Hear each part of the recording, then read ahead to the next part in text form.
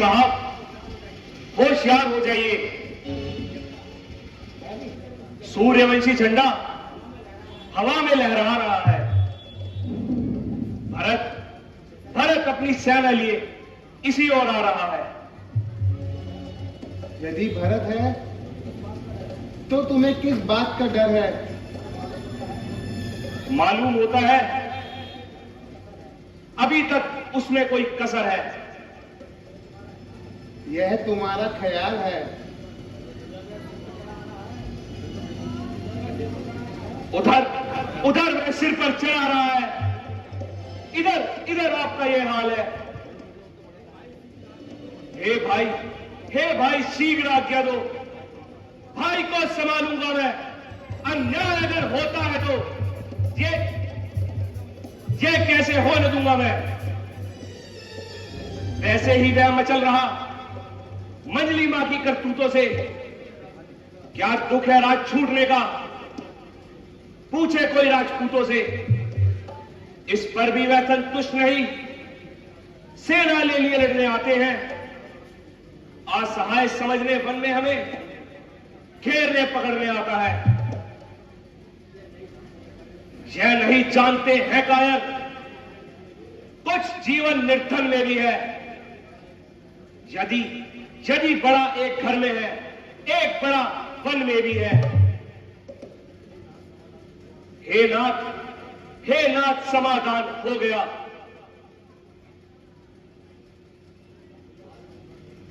आज रोकना नहीं मुझे। सौगंध आपको है मेरी, इस समय टोकना नहीं मुझे। यदि पुत्र सुमित्रा का हूं मैं तो उसका गर्व मिटा दूंगा। श्री राम दुहाई पृथ्वी पर क्षण भर में उसे सुला दूंगा।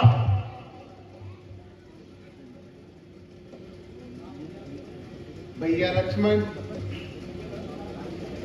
भैया भरत तुम्हारा भाई है। तुम इतना क्रोध क्यों कर रहे हो? भाई?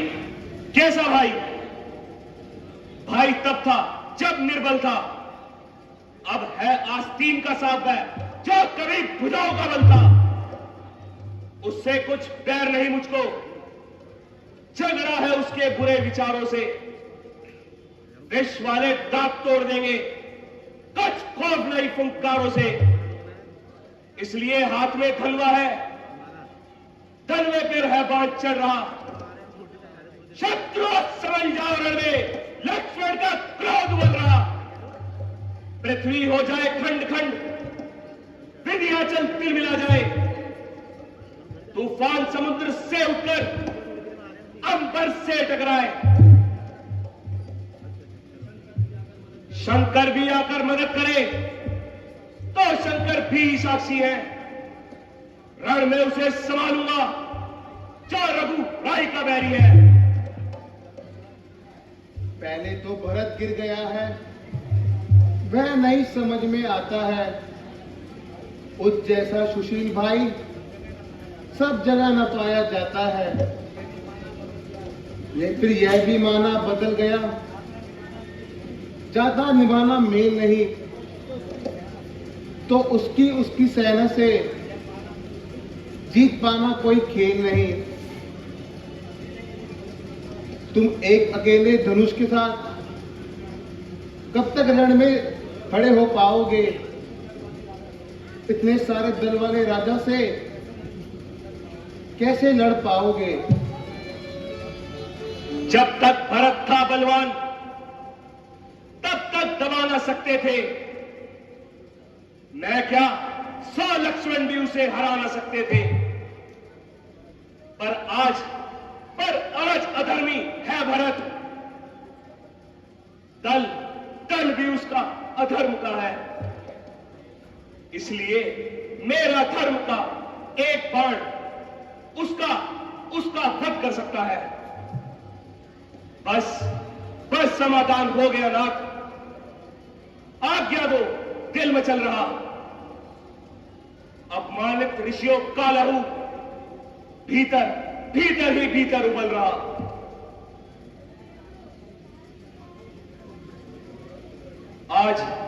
आज या तो इस बाण से शत्रुओं का संहार हो जाएगा या बलिदान चरणों को लक्ष्मण आज यही मिल जाएगा।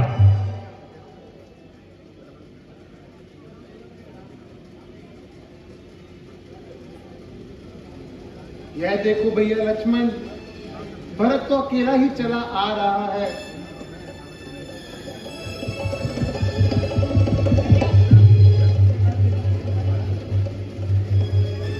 भैया भैया राम, भैया भैया राम, भैया राम। भैया भरत,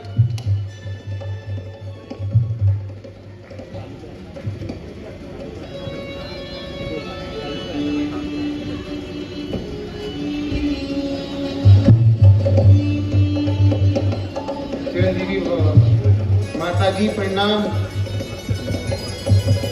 माता जी प्रणाम, माता जी प्रणाम, गुरु जी प्रणाम। माता जी प्रणाम, माता जी प्रणाम, माता जी प्रणाम, गुरु श्रेष्ठ प्रणाम।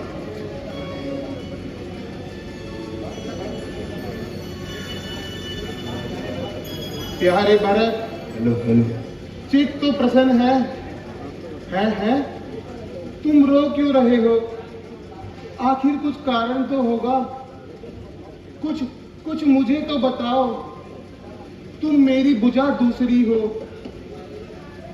तुम मेरे प्राण दूसरे हो।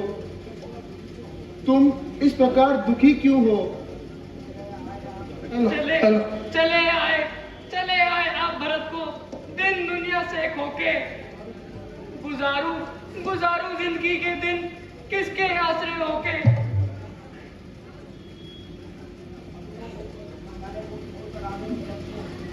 छोड़कर राज और हम सबको। रे भैया क्यों चले आए तुम वन को। मैं कैसे गुजारूं जिंदगी। दुनिया कोसेगी मुझको।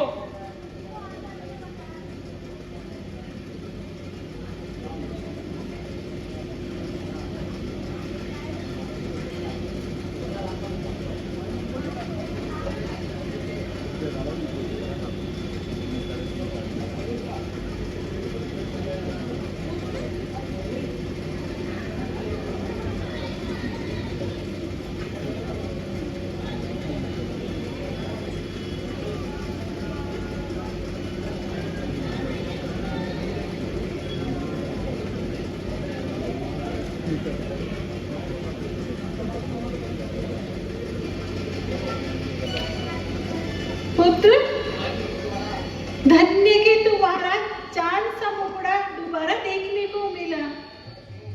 मगर सोच कि है बेचारे अंतिम समय में तुम्हारे दर्शन न कर सके। है? माता जी, आपने ये क्या कहा? हाँ बेटा, अब तुम्हारे सर पर पिता का साया नहीं रहा।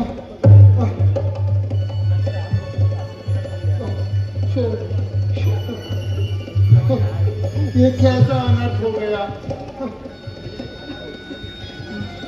माता जी, पिताजी को स्वर्गवास कब हुआ? बेटा, तुम इधर वनों को चले आए और उधर उन्होंने अपने प्राण त्याग दिए। भैया भरत, क्या तुम भी वहां पर मौजूद न थे? नहीं भैया, मैं भी वहां मौजूद न था। अफसोस, पिताजी का साया भी सर से चले गया। बेटा राम, जो बात एक जरूरी होनी है उसका कोर्स करना बेकार है। वह बातें छोड़कर परमेश्वर का ध्यान दीजिए। अच्छा बेटा भरत, तुम अपने राम से अपनी मन की बात हो। भैया मैं अपने दिल का क्या दर्द कहूं। मेरे भाई, दुहाई है, किस तरह नदामत गवारा करूं। हकदार इस तरह मारा फिरे और मैं राज की मौज मारा करूं। प्यारे भरत, तुम्हारा प्रेम जो कुछ मेरे साथ है मैं ये खूब जानता हूं, मगर क्या करूं। शास्त्रों की आज्ञा, धर्म की पाबंदियों से मेरे पांव बने हुए हैं। इसलिए मैं 14 वर्षों के लिए तुम्हारी नजरों से दूर हूं। बहुत अच्छा। अगर आपका यही धर्म है तो मेरे लिए भी सबसे शुभ कर्म यही है कि मैं आपके चरणों में निवास कर खुद भी 14 वर्षों का विनाश करूं। प्यारे भरत, ऐसी नादानी ना करो। भैया, परमेश्वर की कृपा से हमारा खानदान हमें अभी तक बेदाग रहा है और दुनिया में रोशन चिराग रहा है।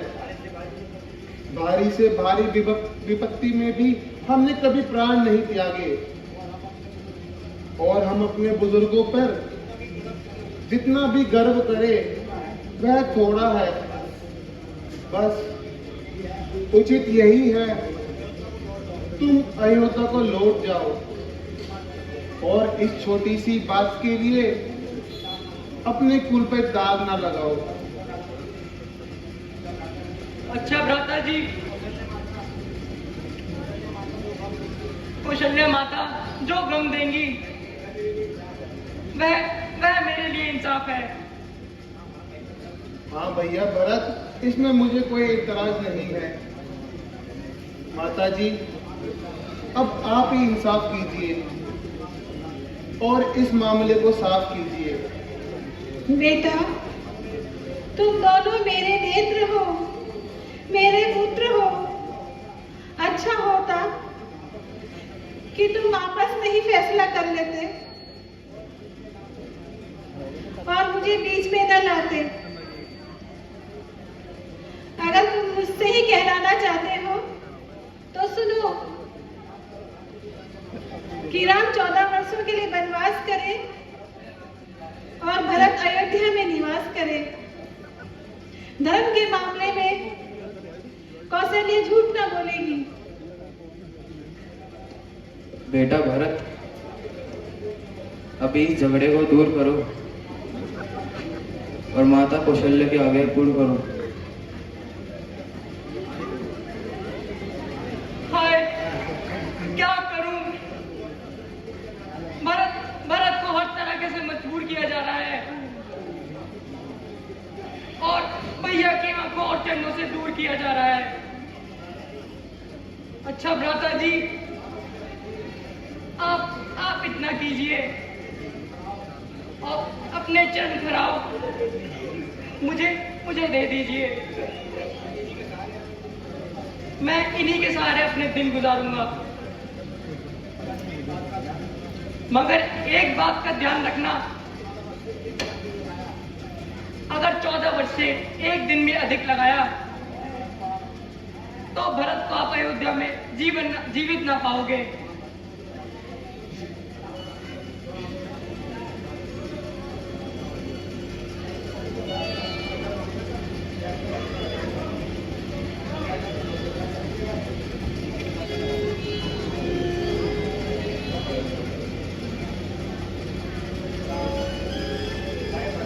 प्यारे भरत, मैं तुम्हारा कहना स्वीकार करता हूं और इस बात का इकरार करता हूं कि 14 साल व्यतीत होते ही कि मैं तुम्हारे पास अवश्य आऊंगा और एक दिन भी अधिक ना लगाऊंगा।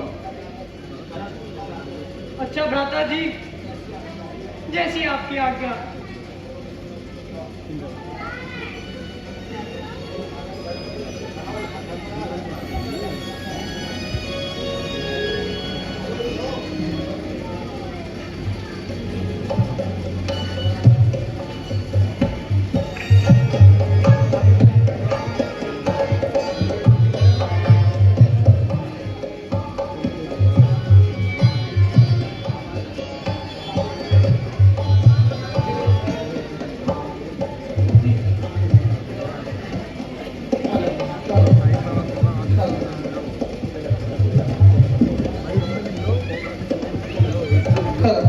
उतार लो फोन